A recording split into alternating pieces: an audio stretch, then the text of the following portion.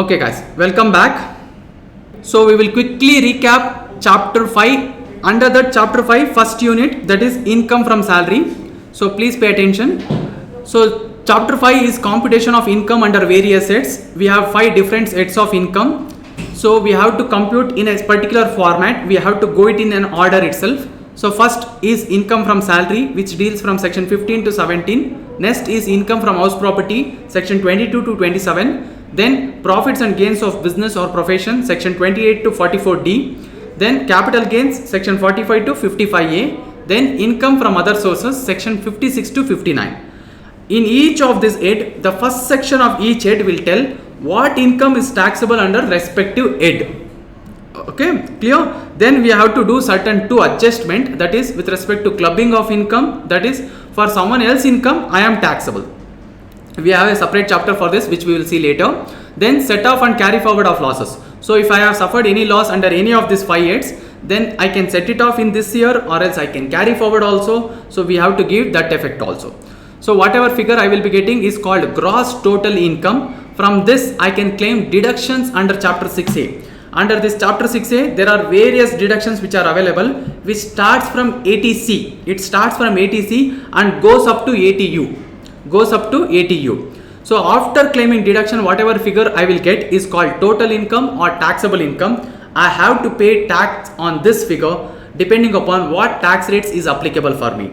And also it depends which scheme I am following, old scheme or new scheme, with respect to individuals and HUF. Clear? Then I have given first section under each head is a charging section. Clear? Next we are going to the first head. So that is income from salary. So income salary is given from section 15 to 17. The format of calculating income from salary I have given it here. Okay. So basic pay, dearness allowance, bonus, commission, city compensatory allowance, medical allowance and few more allowances are there which are fully taxable. So all these allowances are fully taxable. Okay. So basic pay, dearness thing and all will always be taxable. And for DA and commission, don't see the condition here. Condition is only to calculate exemption in the few cases.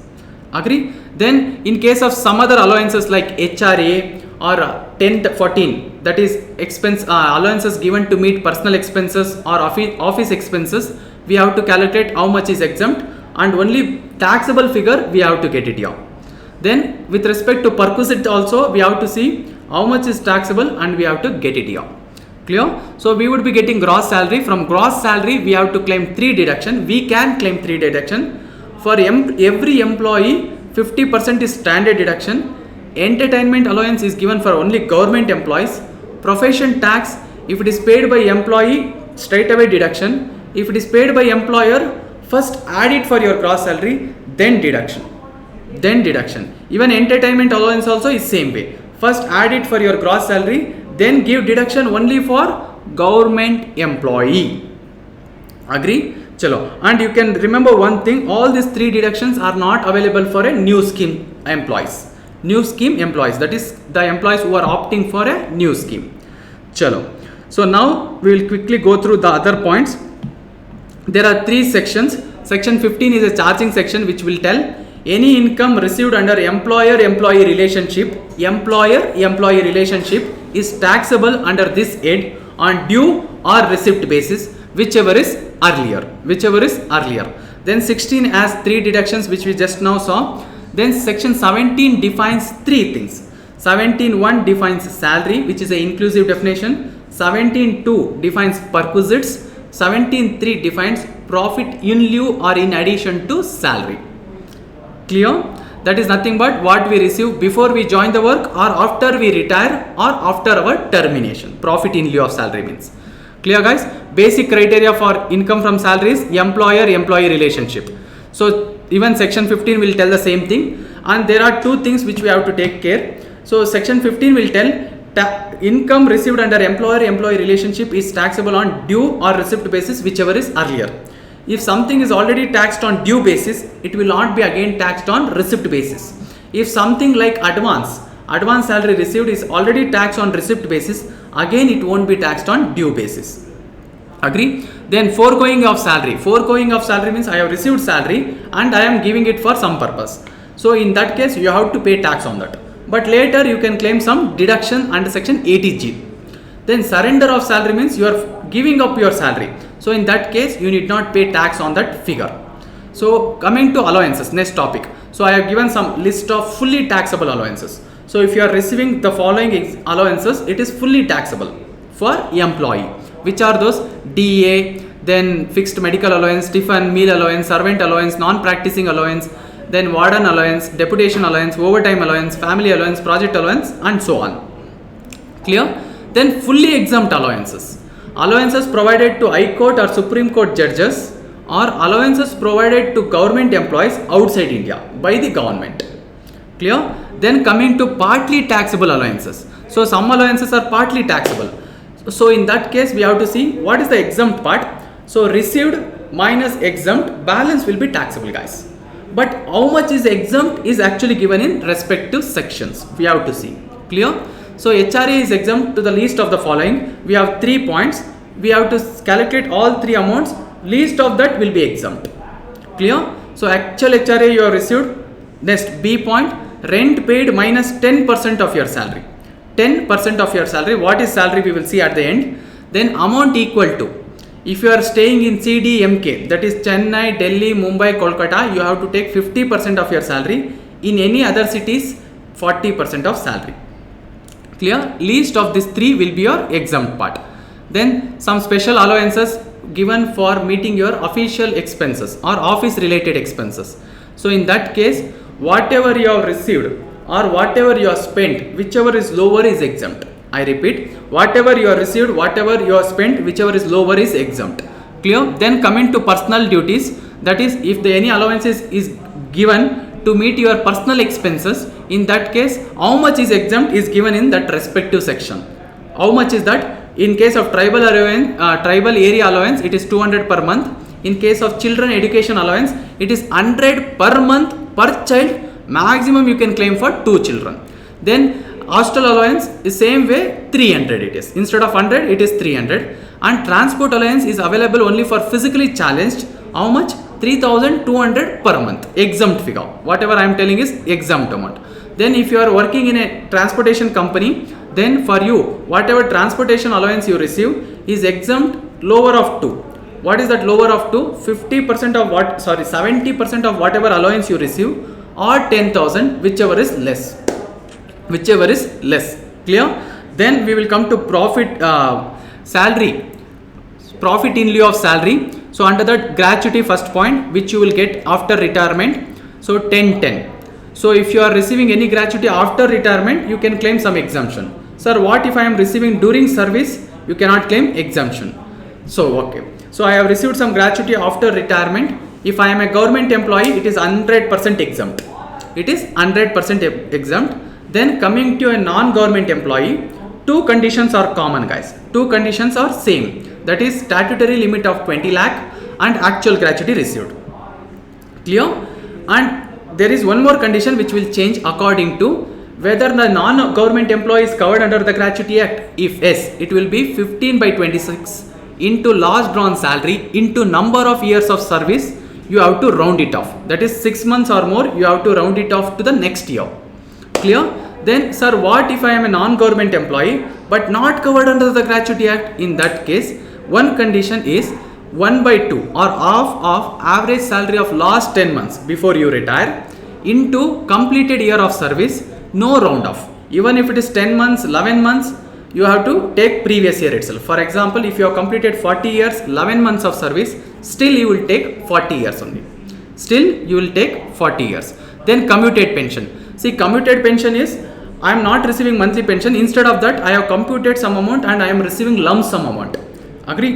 But monthly pension is always taxable. Whether you are a government employee, non-government employee, it is always taxable. But if you are receiving any commuted pension, a part of it can be claimed as exemption. Sir, how much is that? In case of government employee, fully exempt. Full amount is exempt. Whereas in case of non-government employee, we have to see whether you are receiving gratuity also or not. If you are receiving gratuity, then only 1/3 of whole pension we will give. Exemption. 1/3 of whole pension. Then where the employee is not receiving gratuity, then only half of the whole pension. Clear, guys? Then coming to leave salary, Leave salary is like I have some leave credit when I am getting retired, so I will encash it. I will submit it to my employer and give salary equivalent, get salary equivalent to that. Agree? In that case, how much is exempt? And leave encashment received only after retirement, you can claim exemption. If you are receiving leave encashment during the service, it is fully taxable. It is fully taxable. So we will see. For government employee, it is 100% exempt, whereas for non-government employee, 4 things they are given. 4 amounts they will give. Out of that, least will be exempt. Okay, what is that? Statutory limit of 3 lakh, fine. Last 10 months average salary preceding the date of retirement. So what you have to take is, you have to take average salary into 10 months here. Clear? Then actual leave encashment, how much you have received. Then last condition is leave credit into 10 months average salary. Sir, what is leave credit? Leave credit means you are eligible to take leave, but you are not taken.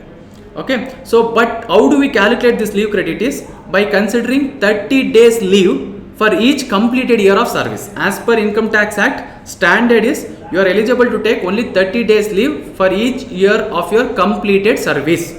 No matter how much your employer is giving, we are not bothered. Clear? Then coming to provident fund, there are 4 types of provident fund. So first one is statutory provident fund, which is applicable for government employees or RBI, SBI or any educational institution. For employees contribution, you can claim deduction under section 80C. For employer contribution, completely exempt. No 12%, nothing. It is completely exempt. Interest is also completely exempt. Clear? Then public provident fund. Public provident fund can be opened by any individual, including me, you, everyone can open it. Okay. For my contribution, deduction can be claimed under section 80C. There is no question of employer contribution there, and interest fully exempt. Fully exempt. Then coming to recognized provident fund, that is for non-government employees. For employee contribution, we can claim deduction under section 80C. For employer contribution up to 12%, it is exempt. If it is more than 12%, then the difference would be taxable for employee as salary. Okay. And coming to interest, up to 9.5% per annum is exempt. If it is more than that, assume 10%, then 0.5% would be taxable in the hands of employee as salary income. Okay. Next, unrecognized provident fund, not eligible for deduction under section 80C, you can't claim. Then for employer contribution and interest, it will be taxed when you withdraw the amount from PF.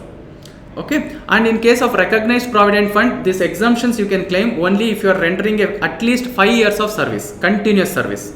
But in case of ill health, disablement and all, you can withdraw even before 5 years. Clear? Then deduction, 3 deductions I have already discussed one more time. Standard deduction can be claimed by everyone, 50,000 fixed amount. But if your salary is less than 50,000, then only that much. Agree? Then entertainment allowance should always be added first for your gross salary, then claim deduction only by government employees. Least of the 3 will be exempt for entertainment allowance. How much is that? Actual entertainment allowance received 20% of basic pay or 5,000. 5,000 is not per month, per annum, whichever is lower. Clear? Coming to profession tax can be paid by 2 people. If it is paid by employee, straight away claim only deduction. Sir, what if it is paid by employer? In that case, first include that in your gross salary, then give deduction. And these 3 deductions are not available for the assessee who has opted for new scheme. These 3 especially. Please be careful. So I have also given what is the impact of the new scheme which is available for individual HUF under section 115 BAC. The tax rates for them are at lower rates. So obviously for them some deductions and exemptions are not available. So in this table actually I have given what is allowed, what is not allowed. Under old scheme almost obviously everything is allowed, whereas under new scheme we have to see what is not allowed or what is allowed. Clear guys?